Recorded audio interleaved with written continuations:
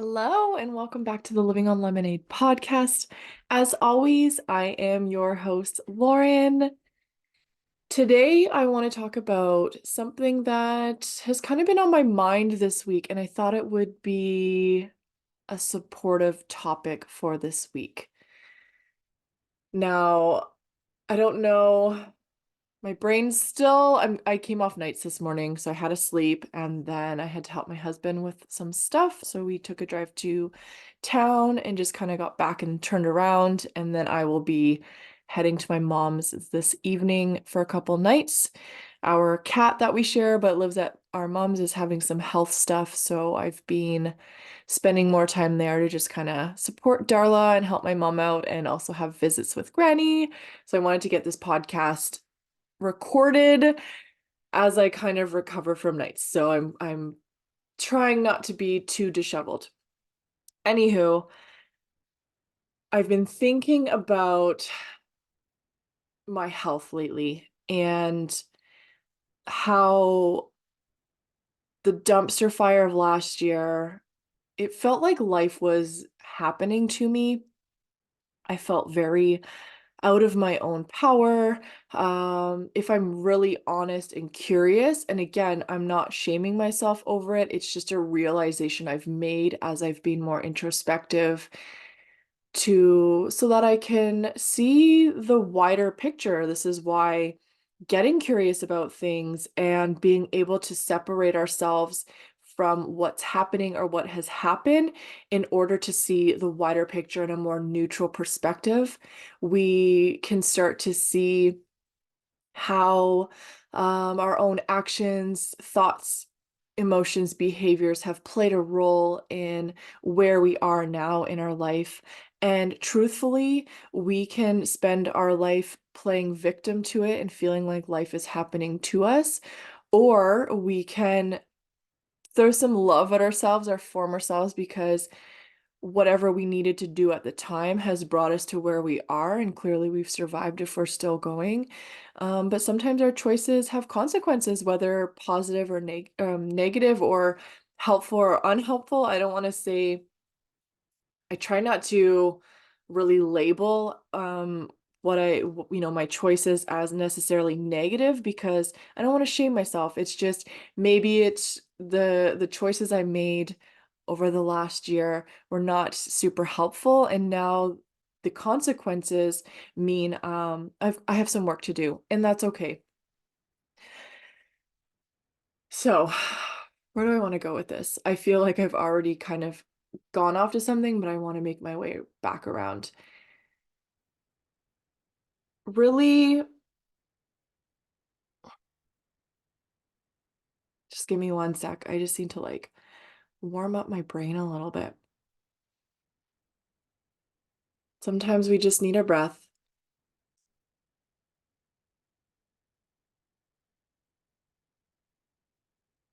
Okay.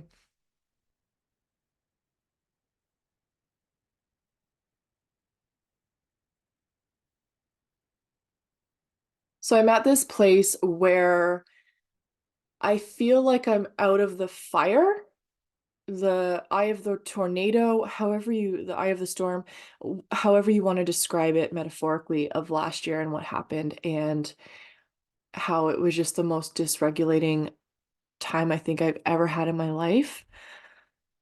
And I'm at a place where I started doing the introspection, the inner curiosity, looking at things and wanting to make changes going forward because I know that the decisions that I make now will lead to, I might not see results right now, but it's going to determine how things are in the future, and I have to start somewhere. So now that things have gotten better and I'm not in survival anymore, I can start to look back, reflect, send myself love along the way because I know that I did the best that I could at the time. And sometimes it's still not enough, and that's okay.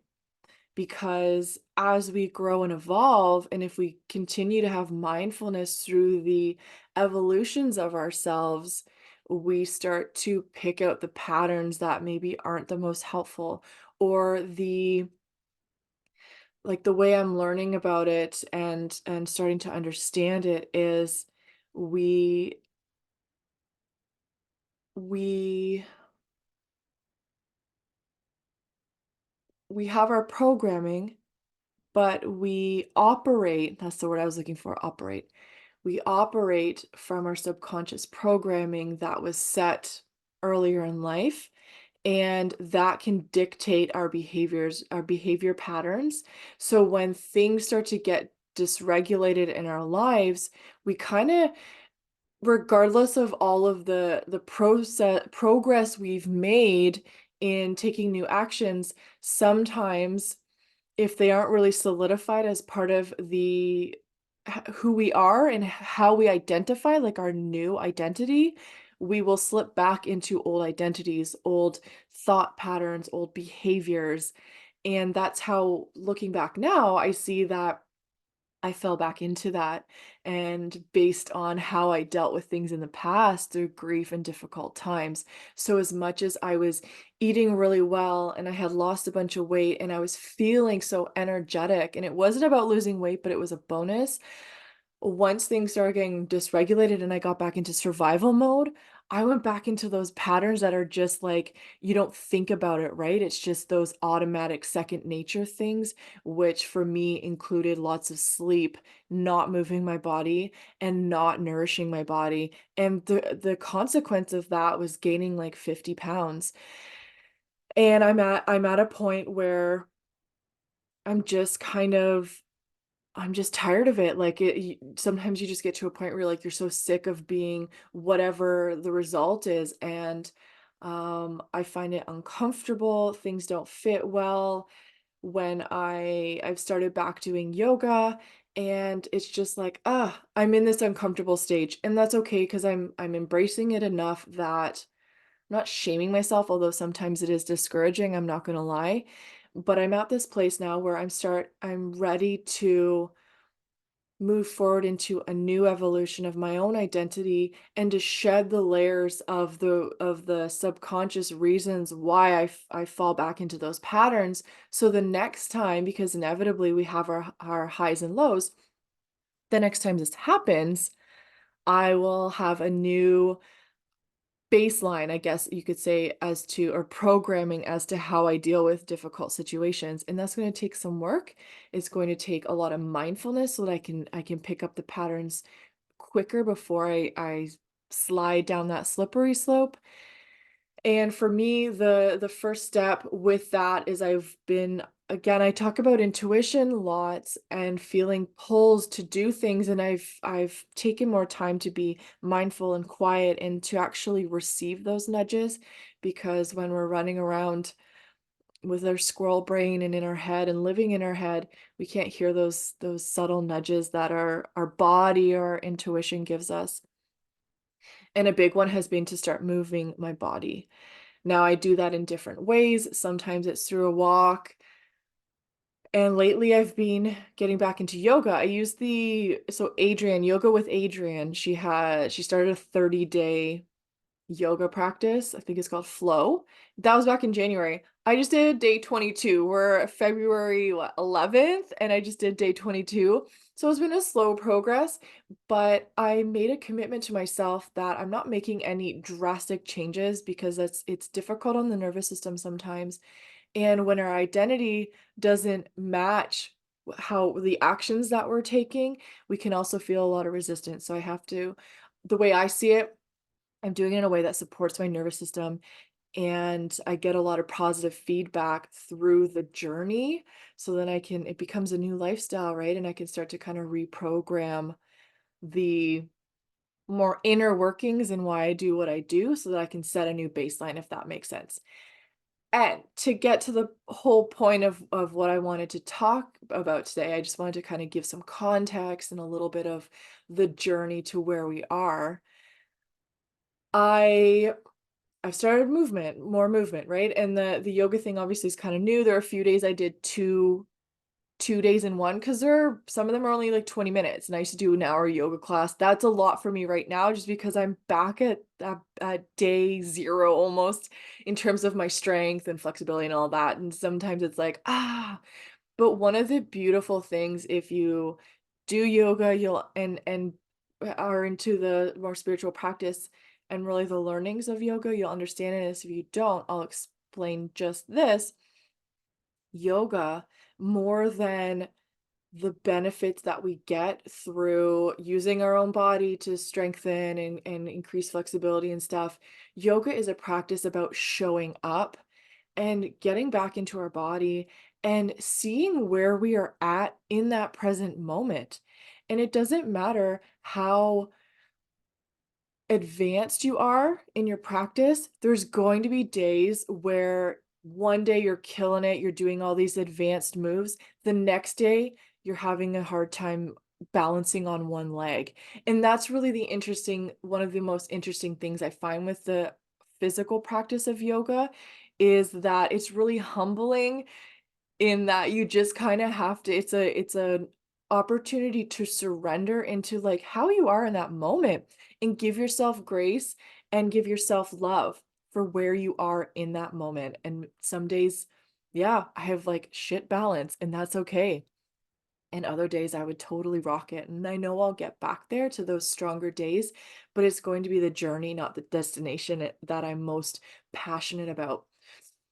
Anywho, one of my besties, we were on kind of a health journey a couple years ago. We both actually lost a bunch of weight at the same time, and it really worked out well when it came time for my wedding. I was really confident. Tori was my maid of honor, and she wore the dress that I wore at my sister's wedding, because again, we planned my wedding in 6 days, so I didn't want her to have to spend a bunch of money, so I brought this dress for her. It fit her perfect. Because anyway, we both have been struggling over the last while. It's interesting how we've had parallels along the way, and alternately, we have both started back into a wellness, body movement practice.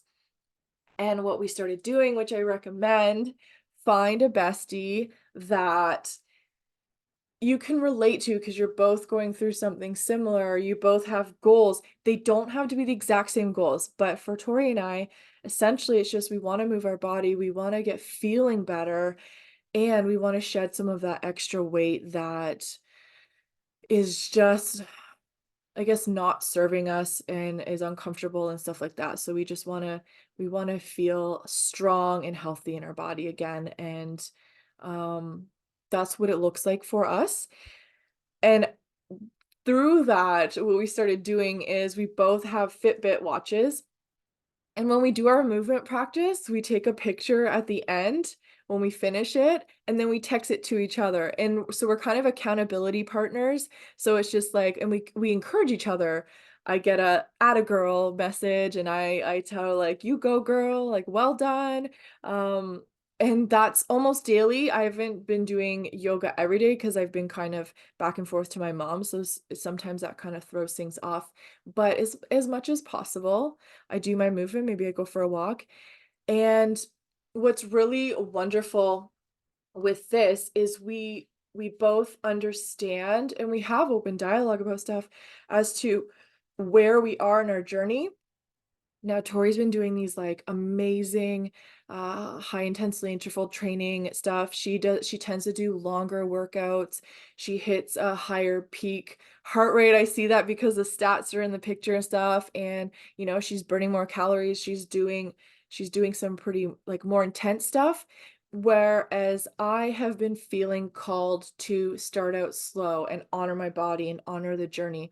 I'm doing, um it's difficult in my own way because I'm doing, like, planks and balancing poses, so it's not, like, high interval. I'm not seeing the stats that maybe a previous version of me would be playing the comparison game, because it's like, "Oh, well, she burned 350 calories or 305 calories, and I only burned 79." I could spend time doing that and ruminating on it, but I choose not to. I choose to celebrate that I changed into my workout clothes. I walked downstairs, I flicked on the fireplace, and I spent time on my mat. And difficult time, it's uncomfortable holding.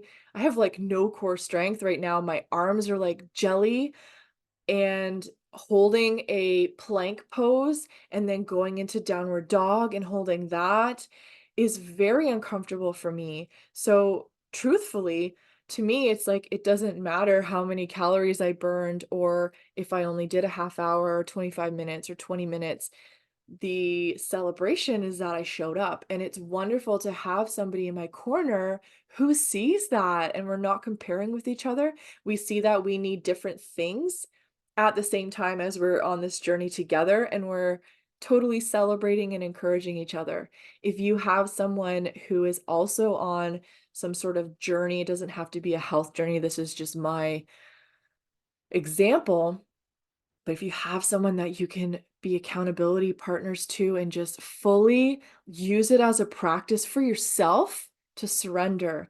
And if you find yourself comparing to what their results are, that's use that as a reminder to get curious. Take a moment or a few moments, take a step back from it, kind of distance yourself from how you're feeling and if you're judging yourself. And for one, ask yourself, like, does this person want the exact same thing or need the exact same thing as you in your journey? Chances are they probably don't. And allow that to be the reason why you let that go and say, well, why am I expecting myself to be performing in this way to match them when I don't have the same priorities or when my body is asking me to do things differently? So I encourage you to just I'm so about the like just be curious as you navigate life, because this is where we start to question the programming, the subconscious programming, the identity stuff of who we believe we are, and then fulfilling that through our actions and our emotions and stuff, right? So we want to actually shift that, especially when it's self-sabotaging and just not helpful for our progress and who we want to become in our own evolution. We have to be able to create that awareness. It's more difficult when we begin the journey, I can say that, but being further down on that path, it starts to become second nature. You start to just kind of get curious when you catch yourself in those like kind of maybe judgmental thoughts. You can catch yourself quicker and say, hey, that's not very kind to myself. Let's get curious about it. So don't shame yourself. There's no point in shaming yourself. You're just going to end up in a loop. It's not going to help you. But take a step back and say, hey, that wasn't very kind. Where is this coming from? And how do I need to support myself? So like through this. And it's not that it's wrong, because then again, when we place these what's the word? I'm a little bit like brain foggy today.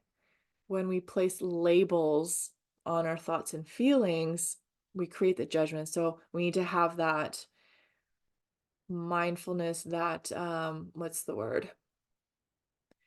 Just that neutral perspective. The more neutral we can become, observing our own thoughts and feelings and stuff, the more loving and the more grace we can give ourselves to navigate it, and the more curious we can get to kind of understand the root of it, and then decide, well, if this isn't serving me in where I want to go and who I want to become, what can I do to support myself both in this moment and moving forward? What do I need to do so that I can continue on a more healthy and helpful path going forward? Because we know that our behaviors will create results down the line. So we have to catch ourselves in these unhelpful behaviors and kind of observe it, throw some love at ourselves because it's okay, because it's that programming popping in here and there, right? So it's not that it's wrong. We just have to catch ourselves in it, give ourselves the support we need in that moment. Don't make it wrong. And say, well, that type of behavior or that type of thought and emotion is going to lead me places I've already been, right? It'll keep keep me down that same road. I don't want to go there. So I need to shift it and also understand that it's okay that I'm having these feelings because it's just natural when we're moving through an evolution and stuff, or just trying to, yeah, come into a new chapter. So yeah, I think that's it for today. I'm gonna get this scheduled for tomorrow because it's Sunday right now. And yeah, if you have a bestie or a friend and you're both kind of going down, you have similar experiences, or at least you can relate to each other and support each other with just so much unconditional love.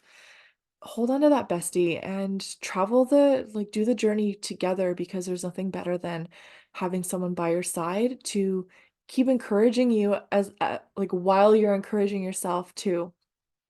And yeah, I'm so proud of my bestie. She's doing amazing.